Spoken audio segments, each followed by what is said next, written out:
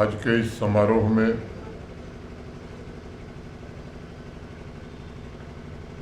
उपस्थित सम्माननीय विधायक Shri Vikram Randhawa ji, lieutenant general Rakesh Sharma ji, Shri Brijmohan Sharma principal secretary culture, major general M येलेव,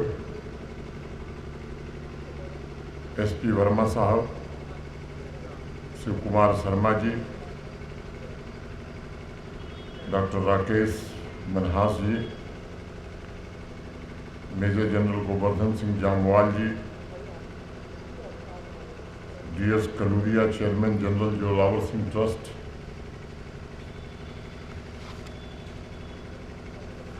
सेना, पुलिस और जम्मू कश्मीर प्रशासन के सभी वरिष्ठ अधिकारी, आर्मी के सेवानिवृत्त अधिकारीगण, पूर्व सैनिक, देवियों, सज्जनों और मित्रों, भारत के महानतम सेनापति और सैन्य रणनीतिकार जनरल जोरावर सिंह जी के बलिदान दिवस पर मैं उन्हें सत सत नमन करता हूं और उनके परिजनों को भी प्रणाम करता हूं। कश्मीर से लेकर कन्याकुमारी तक भारत के कोने कोने में समाज के हर एक वर्ग, हर एक क्षेत्र में जनरल जोरावर सिंह जी को अद्वितीय योद्धा माना जाता है, जिन्होंने अपनी जीत और कुशल रणनीति के माध्यम से राष्ट्रीय चेतना पर एक अमिट छाप छोड़ी है। मां भारती के महान सपूत और महाराजा गुलाब सिंह जी के सैन्य महारथी जनरल जोरावर सिंह जी के लिए कहा जाता था कि उनका अनुशासन लोहे से भी मजबूत था। अभी शर्मा जी ने भी बताया, उन्होंने लद्दाख, बाल्टिस्तान, गिलगित और स्कर्दू जैसे इलाकों को जीतकर न केवल महाराज गुलाब सिंह जी के साम्राज्य का विस्तार किया, बल्कि कई महाशक्तियों को हराकर रण क्षेत्र में एक नई मिसाल भी कायम की। भगवत गीता में हमारे यहाँ कहा गया, शौर्यम तेजो धतिर्दाक्ष्यम युद्धे चाप्य पलायनम दानम ईश्वर्य भावस्य छात्रम कर्व स्वभावजम। शौर्य, तेज, धैर्य, कुशलता, युद्ध में पीठ न दिखाना, अपलायनम, दान और ईश्वर के प्रति समर्पण, ये सभी स्वभाव से उत्पन्न सूरवीरों क्षत्रिय के कर्म होते हैं। जनरल जोरावर सिंह जी का व्यक्तित्व इसी सूरवीरता का प्रतीक है। उन्होंने केवल युद्ध नहीं लड़े और युद्ध नहीं जीते, बल्कि सत्य, न्याय और मानवता की रक्षा के लिए सदैव खड़े रहे। उनकी दूरदृष्टि और आदर्शों ने पीढ़ियों को प्रेरित किया है, लोगों में जोश जगाया है, उन्हें एक साझा दृष्टिकोण, साहस, उद्देश्य और बड़े आदर्शों के प्रति प्रतिबद्धता की ओर प्रेरित करने का काम किया है। हमें नैतिक स्पष्टता, बेहतर भविष्य के निर्माण के लिए अटूट दृढ़ विश्वास और हाशिए पर पड़े लोगों को सशक्त बनाने के इनके संदेश का अनुसरण करना चाहिए। जनरल जोरावर सिंह जी के बलिदान दिवस पर आइए हम जीवन में परिवर्तन लाने, युवाओं का मार्गदर्शन और समर्थन करने तथा अधिक न्यायपूर्ण और शांतिपूर्ण समाज के निर्माण के लिए हम सब स्वयं को समर्पित करने का प्रण लें। मित्रों, मैं मानता हूं कि जनरल जोरावर सिंह जी एक तपस्वी सरीखे थे, जिन्हें सैन्य अभियानों में नए युग का अग्रदूत कहा जाता है। उनका प्रत्येक अभियान भारत के इतिहास में एक महत्वपूर्ण मोड़ का प्रतीक है। आप सभी उनके जीवन से मोटा मोटी परिचित हैं। मेरे पूर्व भी बताया गया, मैं भी उसे दोहराना चाहूँगा। हिमाचल प्रदेश के बिलासपुर जिले के कहलूर गांव में जन्म लेने से लेकर युवावस्था में महाराजा गुलाब सिंह जी की सेना में भर्ती होने की उनकी यात्रा किसी साधना से कम नहीं है। महाराजा गुलाब सिंह जी की सेना में स्थान बनाने के पश्चात उन्हें रियासी के किले में एक गार्ड के रूप में तैनात किया गया। महाराजा गुलाब सिंह जी को एक नियमित संदेश देते समय जनरल जोरावर सिंह जी ने उन्हें किले के प्रशासन में हो रही विपत्ति और बर्बादी के बारे में बताया और बचत करने के लिए अपनी खुद की योजना भी उनके समक्ष पेश की।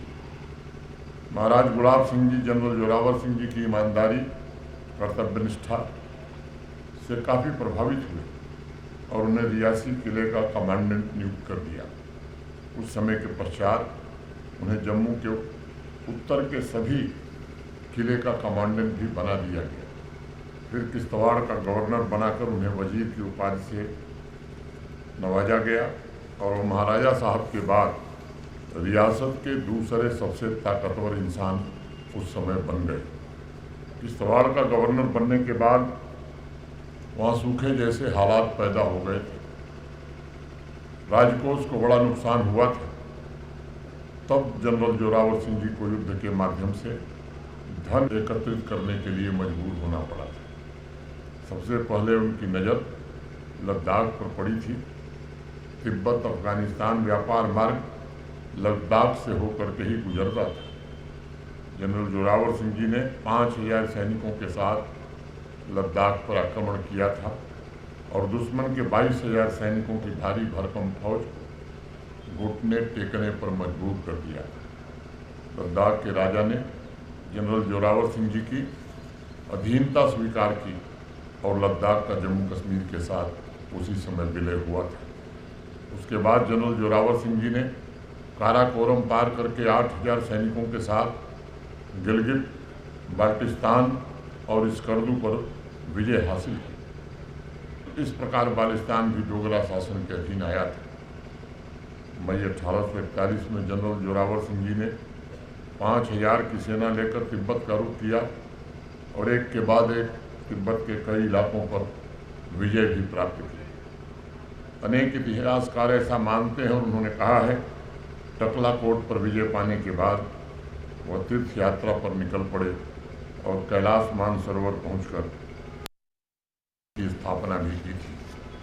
टकलाकोट से 4 किलोमीटर दूर टोयो में युद्ध के दौरान उन्होंने अपने जीवन का सर्वोच्च बलिदान दिया था, लेकिन जनरल जोरावर सिंह जी अमर हो गए। इस देश में अनेक सूरवीर हुए हैं, हमें इस बात का गर्व है। उन सभी सूरवीरों में जनरल जोरावर सिंह जी का व्यक्तित्व बहुत ही अनूठा है।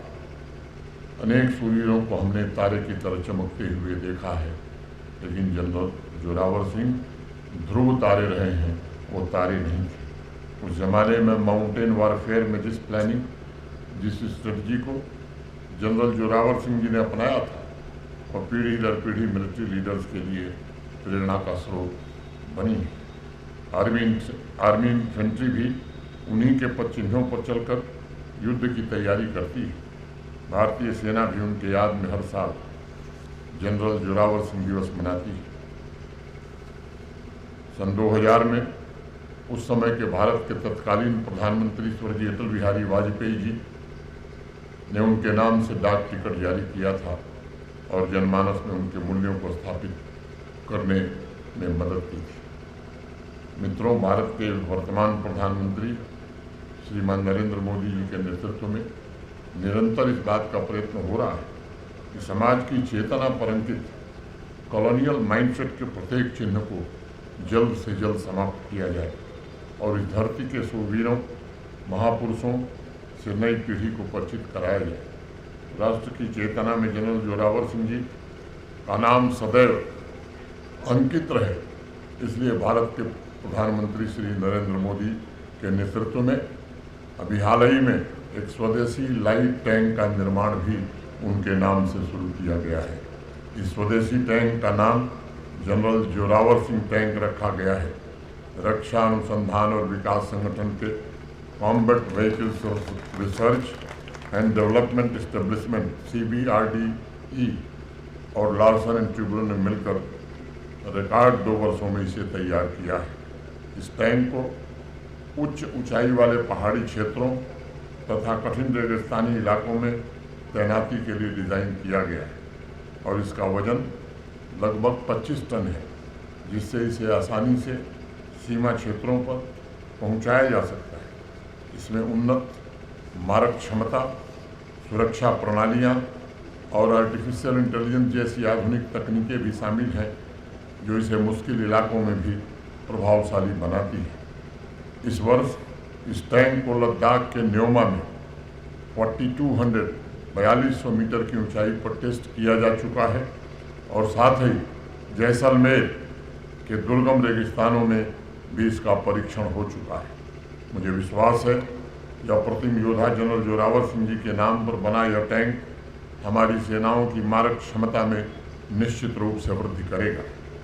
साथियों, जनरल जोरावर सिंह जी का साहस, उनकी हिम्मत, उनकी दूरदर्शिता इस मिट्टी के आदर्श के अनमोल मूल्य है। जान हथेली पर लेकर उन्होंने देश को नया रास्ता दिखाने का काम किया था।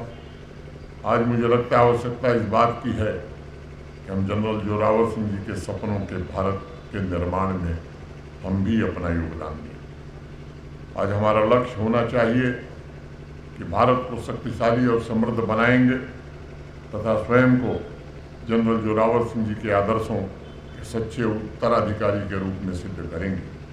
पिछले वर्ष फरवरी में कर्नल अजय रैना जी ने मुझे जनरल जोरावर सिंह के जीवन पर अपनी पुस्तक बियॉन्ड द फ्रोजन फ्रंटियर्स भेंट की थी। मैं उनका बहुत आभारी हूँ कि वह राष्ट्र की चेतना को जागृत करने में निरंतर प्रयत्न कर रहे हैं। मैं general Zorawar Singh ji memorial trust, general Zorawar Singh ji के वंशज को भी हृदय से आभार व्यक्त करना चाहता हूँ। अब इस बच्ची का दमदार भाषण उन्होंने सुना है और मुझे खुशी है कि कम उम्र में ये बच्चियाँ उस विरासत को सहेजने में लगी हुई हैं और उसे जीवंत बनाने का प्रयत्न कर रही हैं। 2023 में मुझे जम्मू विश्वविद्यालय में जनरल जोरावर सिंह जी की प्रतिमा के अनावरण का अवसर भी प्राप्त हुआ था। जम्मू विश्वविद्यालय में ही जनरल जोरावर सिंह चेयर की स्थापना भी की गई है। ये बताना इसलिए जरूरी हो जाता है, कभी कभी हमारे ध्यान से बहुत सारी चीज़ें उतर जाती हैं और ये प्रयत्न जरूर है कि नई पीढ़ी जनरल जोरावर सिंह जी के सैन्य अभियान, मिलिट्री कौशल के साथ साथ समाज को संगठित करने और उसे आगे बढ़ाने के विजन से प्रेरणा दे। जनरल जोरावर सिंह जी के आदर्शों पर चलते हुए हमें कैसी व्यवस्था निर्मित करनी है या उसकी प्रतिबद्धता दोहरानी है जिसमें समाज का हर एक वर्ग अपने भविष्य के बारे में स्वयं को सुरक्षित और सशक्त महसूस करे।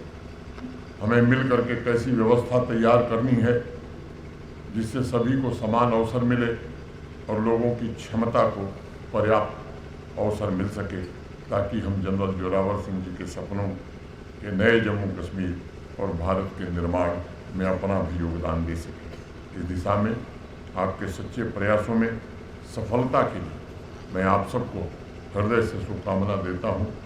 अभी शर्मा जी ने कुछ बातें कही हैं, उसमें किसी को इनकार नहीं हो सकता है। कानूनी और सरकारी प्रक्रिया के अंतर्गत इसमें जो समय लगेगा निश्चित रूप से उसके निर्देश दिए जाएंगे और मैं समझता हूँ कि ये किसी का भी सौभाग्य होगा वो जनरल जोरावर सिंह जी की स्मृति में अगर कुछ कर सकेगा। और जनरल जोरावर सिंह जी का परिवार पूरा देश है, पूरा जम्मू कश्मीर है और पूरे राष्ट्र को जनरल जोरावर सिंह पर गर्व है। इसलिए ये सोचना कि मैं उनका वंशज हूँ या मैं उनकी वंशज हूँ, मैं समझता हूँ कलूरिया बहने और कलूरिया जी तो है ही, लेकिन यहाँ खड़ा हर नागरिक, हर नौजवान अपने को जनरल जोरावर सिंह जी का उत्तराधिकारी मानता है और मुझे लगता है कि पूरा राष्ट्र मानता है। ये बात हमें ध्यान में रखनी चाहिए। अंत में राष्ट्र कवि दिनकर की एक कविता मुझे ध्यान में आ रही है कि रे रोक युधिष्ठिर को न यहाँ, जाने दे उनको स्वर्गधीर, पर फिरा हमें गांडीव गदा लौटा दे अर्जुन भीम वीर। कह दे शंकर से आज करे वे प्रणय नृत्य फिर एक बार, सारे भारत में गूंज उठे हर हर बम बम का महोच्चार। बहुत